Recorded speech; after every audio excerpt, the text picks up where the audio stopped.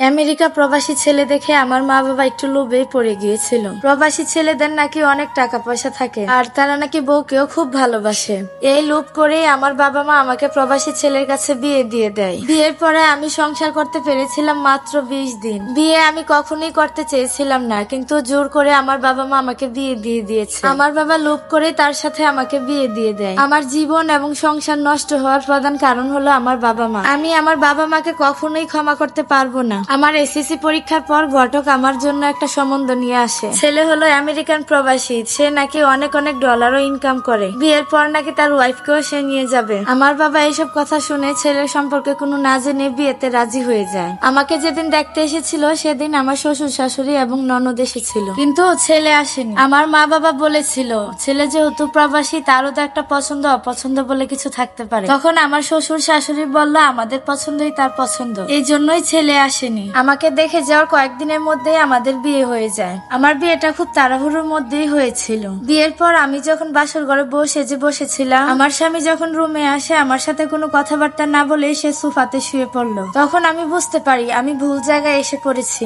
সকালে ঘুম থেকে উঠে দেখি সে বাড়িতে কোথাও নেই। তখন আমার ননদ এসে বলল সে তার বন্ধুর বাড়িতে গিয়েছে। সে যেহেতু বিদেশে থাকে আর এসেছে মাত্র কিছুদিন হলো, তাই সে বন্ধুদের সাথে আড্ডা দিতে চলে গেল। আমি যেহেতু নতুন বউ তাই কোনো কিছুই বললাম না, আমি শুধু দেখেই যাচ্ছিলাম। আমার শ্বশুর শাশুড়ি এসে আমাকে বুঝালো দেখো নতুন নতুন বিয়ে হয়েছে, এরকম একটু একটু হবে, পরে আস্তে আস্তে ঠিক হয়ে যাবে। এইভাবে দেখতে দেখতে প্রায় কয়েকদিন চলে গেল, প্রায় 10-12 দিনের মতো চলে গেল। এই কয়েকদিনের ভিতরে সে আমার সাথে একটা কথাও বলেনি। এর মধ্যেই শুনতে পারি 20 দিনের দিন সে আবার আমেরিকা চলে যাচ্ছে। কথাটা শুনে তো আমার মাথায় আকাশটা ভেঙে পড়লো। আমি কিছুই বুঝে উঠতে পারছিলাম না। সবে মাত্র আমাদের বিয়ে হয়েছে। আমি শুনেছিলাম তার নাকি 6 মাসের ছুটি আছে, কিন্তু কেন এত তাড়াতাড়ি সে ফিরে যাচ্ছে? এই ব্যাপারটা দেখে আমি খুবই অবাক হয়ে গিয়েছিলাম। এদিকে আমার বিয়ের পর তার সাথে একটা বারও আমার কথা হয়নি। এই ব্যাপারটা আমি আমার মা বাবাকে জানালাম। বাবা মা সব ঘটনা শোনার পর তারা চুপ হয়ে গেল, কোনো কথারই উত্তর দিল না। বলল আস্তে আস্তে সব ঠিক হয়ে যাবে। এদিকে সে যাওয়ার পর কয়েক মাস পর আমারও ভিসা হয়ে গেল, কিন্তু সে আমেরিকাতে যাওয়ার পর সে আমার সাথে কোনো যোগাযোগ রাখেনি, আমার কোনো খরচ বহন করেনি। শ্বশুর বাড়িতে থাকাকালীন শাশুড়িদের সাথে যখন কথা বলতো তখন আমি ফোনটা নিয়ে মাঝে মধ্যে 2-1টা কথা বলতাম। সে আমার সাথে সেরকম কোনো কথাই বলতো না, এবং কি সে আমার ভালো মন্দ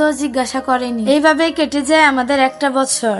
এরই মাঝে হঠাৎ করে একদিন সে আমার মোবাইলে ফোন করে। সে আমাকে বলে দেখো আমি তোমাকে কখনোই বিয়ে করতে চাইনি। আমার বাবা মা অনেক জোর করে এক প্রকার অজুহাত দেখিয়ে তোমার সাথে আমাকে বিয়ে দিয়ে দেয়। আমি একটা মেয়েকে প্রচন্ড ভালোবাসি, কিন্তু তারা অনেক গরিব, তার কারণে আমার বাবা মা তাকে মেনে নিতে চাচ্ছে না। আমি তোমার জীবনটা কখনোই নষ্ট করতে চাইনি, পারলে তুমি আমাকে ক্ষমা করে দিও। আমি ডিভোর্স লেটার পাঠিয়ে দিয়েছি, আশা করি তুমি সাইন করে দিবে। আমি যাকে ভালোবাসি তাকে ছাড়া আমি কখনো সংসার করতে পারবো না। কথাগুলো শোনার পর পুরো পৃথিবী আমার অন্ধকার হয়ে গেল। আমার বাবা মা এই কথা শুনে তাদের বিরুদ্ধে কেস করতে চেয়েছিল, কিন্তু আমি করতে দেইনি। স্বেচ্ছায় আমি সাইন করে দিয়েছি ডিভোর্স পেপারে, কারণ যেখানে সে আমাকে ভালোই বাসে না সেখানে মিথ্যে সম্পর্ক টিকিয়ে রাখার কোনো প্রয়োজনই নাই। ডিভোর্সের পর সে দেশে এসে তার পছন্দের মেয়েকে সে বিয়ে করে। আমার কি পুরা কপাল, 20 দিনের সংসার করে ডিভোর্সের খাতায় নাম লিখালাম। এটা একটা আপুর জীবনের গল্প। আপুটা আরো বলেছে কোনো মা বাবা যেন লোভে পড়ে তার সন্তানের জীবনটা এভাবে নষ্ট না করে। আপনাদের জীবনের গল্প আমার সাথে শেয়ার করতে পারেন। ভিডিওটি এই পর্যন্ত, যদি ভালো লাগে একটা লাইক কমেন্ট শেয়ার করুন। সবাই ভালো থাকেন, আল্লাহ হাফেজ।